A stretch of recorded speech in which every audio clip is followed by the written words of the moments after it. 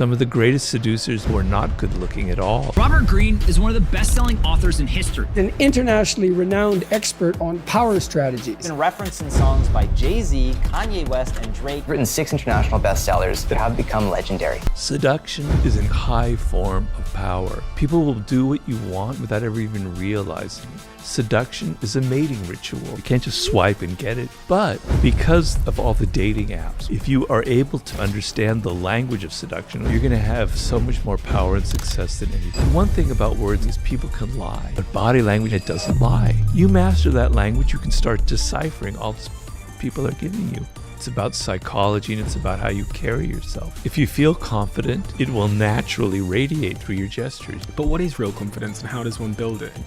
We've talked about the topic of powers, but in 2018 you had a stroke. In that moment, it sounds like your power had been taken from you.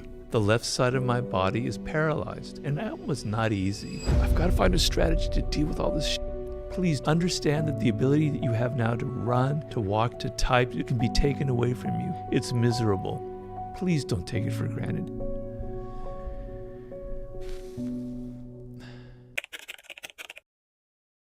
And so here's the serendipity part. I'm in Italy for a job, one of my 80 different jobs, and I meet a man who's a book packager there on this particular job we're on. And he's a Dutchman. I'm not going to imitate him, but he asked me if I had any ideas for a book.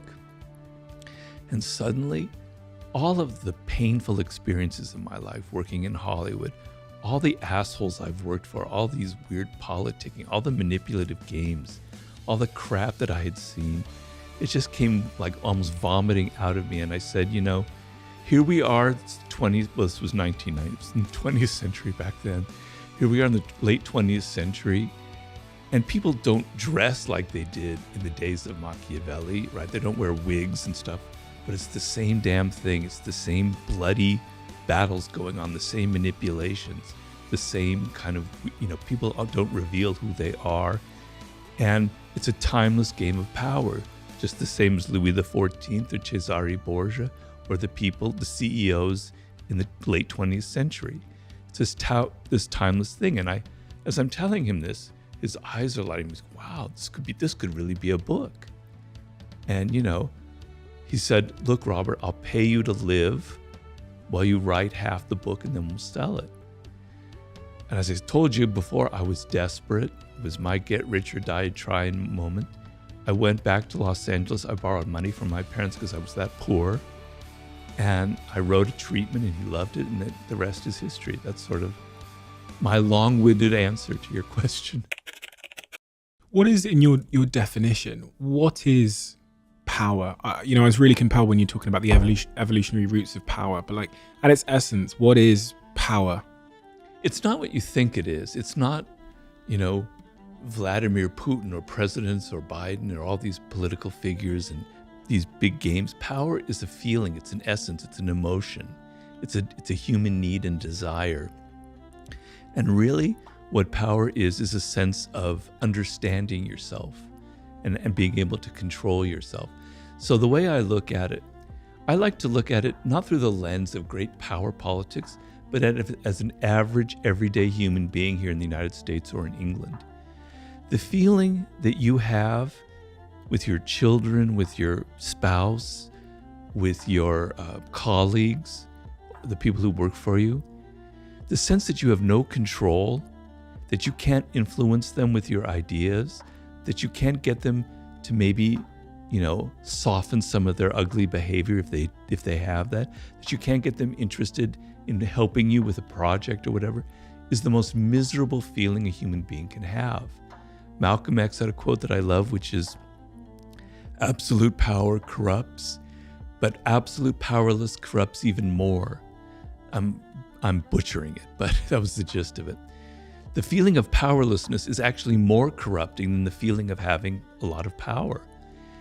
It turns people into being passive aggressive, into playing all kinds of weird games, negative games to get power.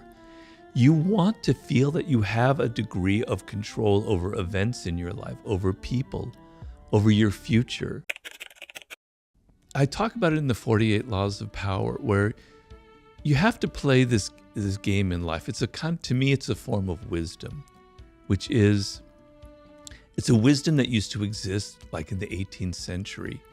I read a book that had a big impact on me many years ago called The Fall of Public Man by Richard Sennett, in which he described like cafe life in London in the 18th century or France. And he was saying back then, when you entered the public arena or your cafe, you knew you were an actor. You left the house, you put on a mask, and you had fun. You knew it was like fun. It was play. When you're a child, you like playing games. You like putting on costumes. You like playing your parents or some character you saw on TV. It's part of human nature. We like to play these games. We're role players. We're actors. And he was saying in the 18th century, that was just a given in life, that when you entered the public realm, you knew you were an actor. And then when you went home to your wife, your family, or your husband or wherever, you dropped the mask, you breathe a deep sigh of relief, go, now I can be who I am, right? And it wasn't a problem. It didn't create neuroses. It didn't create this like, what's wrong with me? I don't know who I am anymore. So people now, the problem now is we don't have distance from that social realm. And so we think that if we're acting, that's who we are. But it's not. It's just that's part of being a social animal, is playing a role. I did a book with 50 Cent, and he kind of exemplifies a lot of that. He plays a role in life. When I met him, I thought, I was kind of intimidated. I was a little bit afraid. The thug. This is a guy, when I met him, he was, just a few years away from being shot and all this stuff. And I met him, and he was the nicest person in the world. He was almost kind of sweet. He'd hate it if I said that word, but he was sweet, right? He was very down to earth. He was very calm, etc. He's playing a role when he goes out and he plays that person. And he knows it. He knows it's like, he doesn't take it seriously. He had this big beef with Kanye West back when I was doing the book with him. And then I met the two of them in Vegas when they were there for the awards. And they were like the best of friends. They were joking. It was just a game they were playing, right? So what I tell people is, we all are actors. Humans are born actors. We learn at a very early age to play that kind of game. It's kind of fun sometimes to do that, enjoy that part of life, but don't get it confused with who you are in your essence. The other point I found really curious was point 3 about concealing your intentions. And yeah. I find this curious because I've never really known where to land on this when people ask me for advice on the subject matter about how much of your hand should you show, whether it's in business or life or whatever. There's a group of people that think you should always just keep everything you're doing and your intentions totally secret, because then people might copy you or they'll attack you or whatever. And then there's another school of thought that says, when you're building something, when you're doing something, when you have a mission, you need to share it with as many people as possible, because that will galvanize people to come along with the journey with you, and they'll want to support you and help you. So when I read point number 3 about concealing your intentions, I wanted to ask you about what you think about that. Which side do you land on? Well, everything depends on circumstances. So the laws are never meant to apply to every situation, right? So when it's with your own team and you're trying to inspire them and you're trying to give them a vision, you try to get them on your side, yeah, you share your vision with them.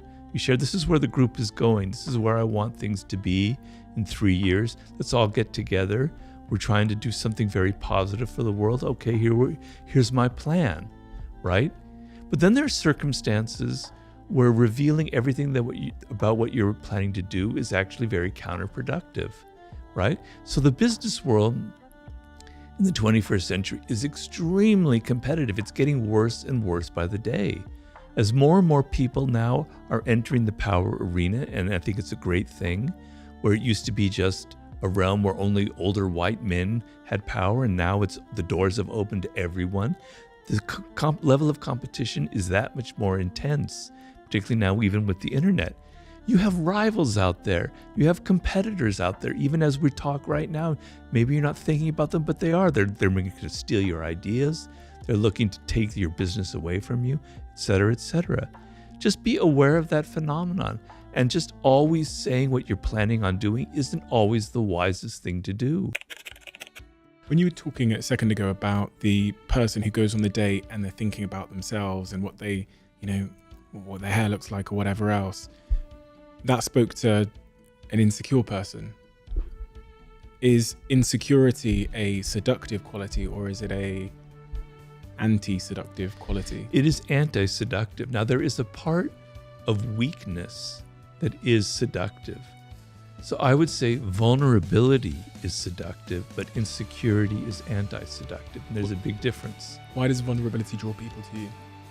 Because the sense, so if I can define seduction in simple terms, most of the time we are closed to the influence of other people. Particularly now, we have these walls up because life is harsh. People are coming at us with their advertisements, with their pleas, with their wanting money, with this, that, and the other. And we've all learned to be very defensive, right? And seduction is an openness, is the opposite of that. And you felt it when you were a child towards your parents. You felt very vulnerable and open. And there was an element of your parents and how they treated you that was very much like a seduction, right? So seduction is about being open to the other person to the extent where you can even fall in love. You can fall under their spell. And the sense of letting go of your ego, letting go of your defensiveness, and letting another person enter your world is being seduced. It requires vulnerability. If you meet the typical scenario is of a man who's not vulnerable at all. He's so powerful and in control and everything, has no vulnerabilities. It's frightening. For a woman, it could be very frightening. Like this, he's so strong, he's so invulnerable, but there's something wrong about it. Maybe he's a serial killer. Maybe he's got skeletons in his closet. Something isn't right about that. What seduces you about a puppy, about a child, about an animal, is their vulnerability. It makes you want to hug them. It makes you want to help them, right?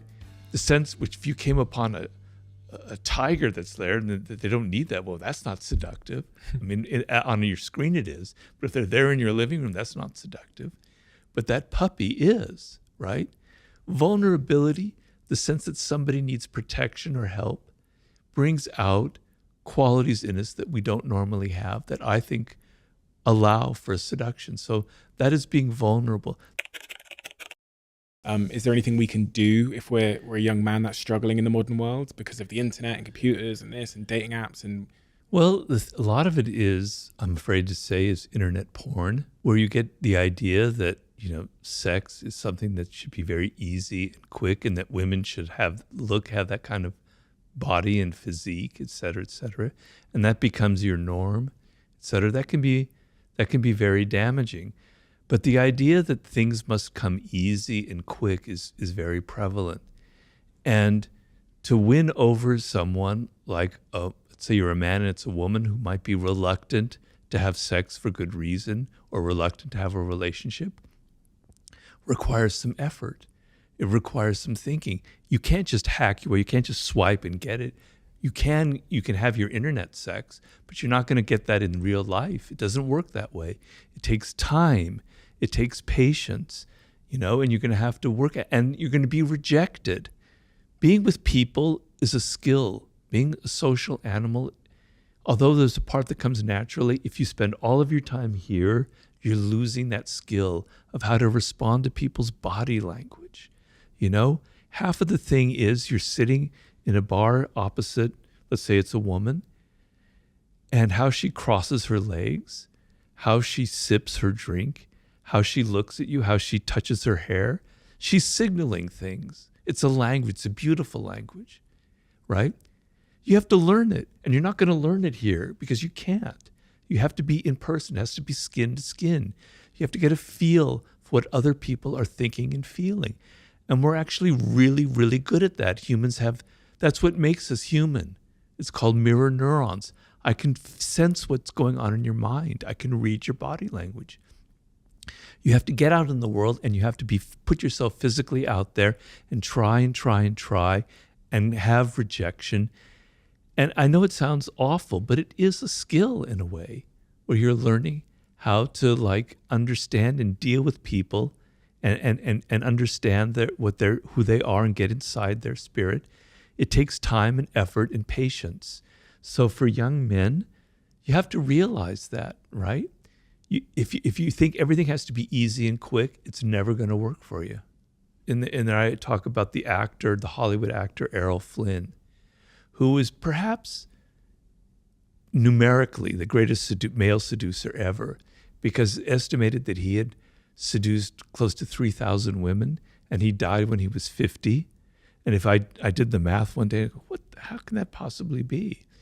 And I tried to research what was his secret, and it was hard to find out. Finally, I found a book written by a woman whom he had seduced, another actress, and she said he was so relaxed and so comfortable. It was like an animal type thing. And then when I would sit with him, it was almost as if I had drunk 2 martinis just sitting next to him. His comfort and his security and his confidence, his relaxed attitude, it just made me drunk. So feeling relaxed, feeling confident and not defensive and comfortable with yourself is a very powerful seductive quality. I mean, there are many of them, but that's one that I would point out. Have you ever figured out what builds confidence? You earlier on, you were talking about how children need to experience things firsthand. You can't just tell them. You can't just tell someone, for example, to be confident. Preaching doesn't seem to work. What is it in your view that does build that true? You also can't fake confidence. No. I remember, we talked about rejection a second ago. I was rejected by pretty much every girl that I was pursuing between the ages of 16 and I'd say 22. Really? Yeah, do you know what it was? I was faking confidence. It all changed when I was actually had a sense of security in myself. Right. But in the period where I was like faking confidence, I was pretending I was confident. It was like they just could read past it. That's almost how I look back on the situation. So I came to learn that you can't fake confidence. You can't pretend to be it, because there's so many sort of micro expressions that end up reading more like insecurity than confidence. But what is real confidence, and how does one build it in your view? Well, you've kind of answered your own question there in a way. So, fake confidence is like bravado, right? And you're putting on an act. And particularly women who've had to deal with this for, millennia, they can smell it, they can sense it. They don't have to, it's not in your words, it's the body language, et cetera, et cetera. Real confidence comes from actual actions, from your actual things you've accomplished, right? So, when you're 22, 21, it's hard to have that confidence, because what is it based on? Maybe it's based, maybe you're really good looking if you happen to have that good fortune and you can feel confident about that and you don't have to try so hard. All right, maybe that might work. Or maybe you're really good at sports, or maybe you're a really good dancer, or you're a really great singer, but it's based on something real. You have a skill. You have something that separates you. You have something that you can do, that you can accomplish. Because when you're 21, it's hard to have those. I look back on myself when I was that age, I had nothing. No wonder I got rejected, So it comes from what you do in life, okay? The finest sense of confidence is actually creating things and having success and meeting goals and achieving things and having a record of that, and maybe what goes with that is having some money, but it's not necessarily, because you don't have to have a lot of money, and you don't have to be good looking to seduce. That's a myth that I try to explode in The Art of Seduction. Some of the greatest seducers, male and female, were not good looking at all. It's about psychology and it's about how you carry yourself. But the confidence comes from actually what you can do, not how you feel or what you say. Well, it is how you feel, but the feeling is based on things that you actually can do, skills that you have that separate you, that make you feel really confident.